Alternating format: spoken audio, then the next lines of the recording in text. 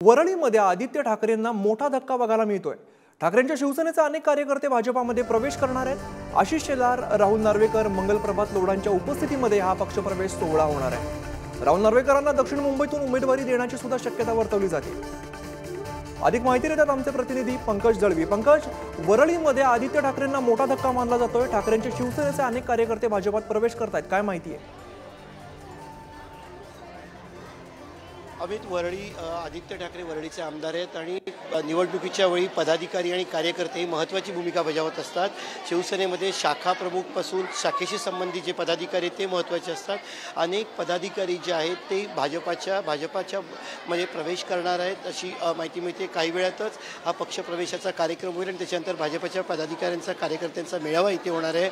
आशिष शेलार, राहुल नार्वेकर आणि मंगलप्रभात लोढा याला असतील।